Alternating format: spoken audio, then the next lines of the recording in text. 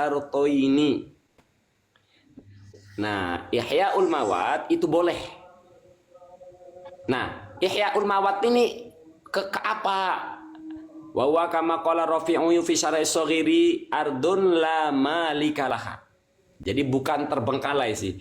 Bumi yang tidak ada pemilik, wala yantafi'u biha ahadun, dan tidak dimanfaatkan oleh siapapun. Jadi kalau bumi itu dimanfaatkan oleh rakyat, itu namanya bukan, nggak bisa.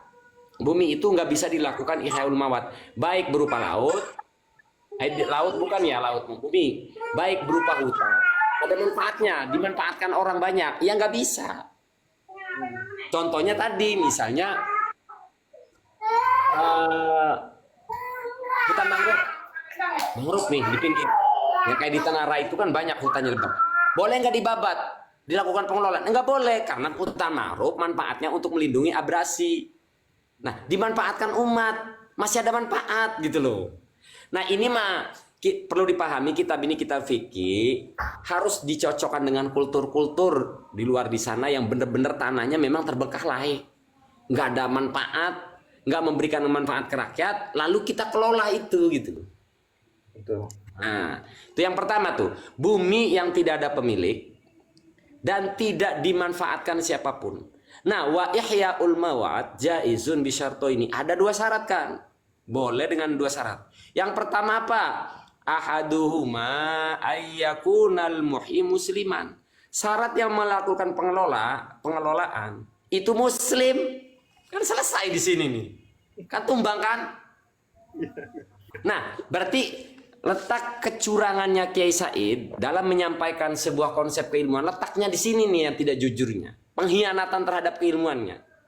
Kok Ihya'ul Mawatnya dicomot, syaratnya nggak dijelasin. Syaratnya diumpetin, syaratnya dilanggar. Piye gitu. Saya ulangi sekali. Ngomong Ihya'ul Mawat, tapi syaratnya diumpetin. Itu kan pengkhianatan terhadap keilmuan namanya Kiai Said Akil Siraj. Kemudian wasani antakunal ardu khurratan. Gitu loh. Bener-bener lah, kenapa kita bener-bener marah sama Kiai Said? Karena merusak keilmuan, merugikan rakyat Banten. Kan saya begini, Kang Arif, saya mencuci muka. Disebut wudhu tidak kalau mencuci muka saja? Disebut wudhu tidak? Saya jawabnya bingung nih. Ya itu disebut wudhu tidak? Saya nyuci muka doang. Enggak. Enggak disebut wudhu. Artinya ketika orang menyuci muka jangan di atas namakan wudhu. Kamu itu cuci muka bukan wudhu kan gitu. Wudhu itu harus sepaket kan. Ada cuci tangan, ada membasuh tangan, muka tangan, ada membusa ba'du masuk ba'di ra's, ada ngusap kaki. Kalau ini sunnah ya. Wajah, membasuh tangan, mengusap sebagian das, masuk ba'di ra'si. Kemudian ghuslur rijlaini, itu baru disebut wudhu beserta niat tentunya. Nah itu baru bisa disebut wudhu. Lah kalau nyuci kaki doang mah nggak disebut wudhu, ya namanya cuci kaki.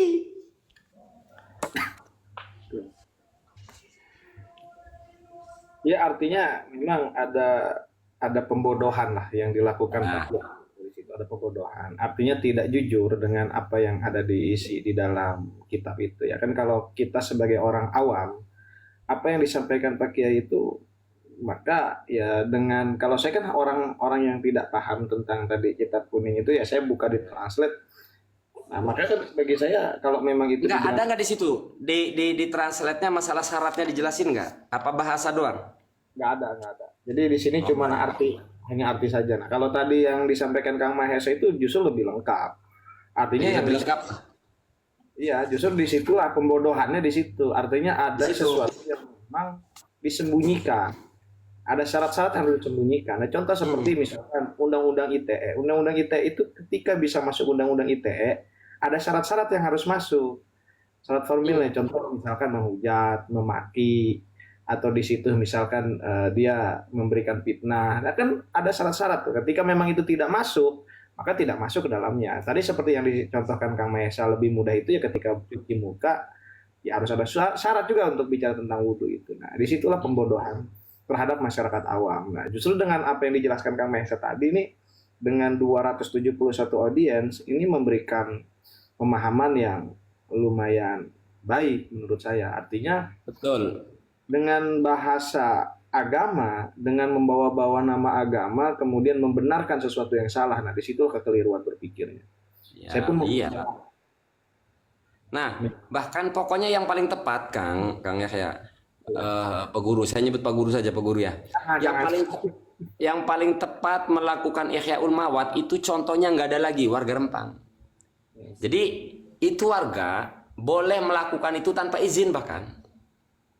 Nah, karena kan ini berarti konsepnya adalah negara Islam berarti ya. Itu warga Islam, warga Muslim boleh melakukan Ihyaul Mawat tanpa izin. Biidzni sultan au bi ghairi idnihi.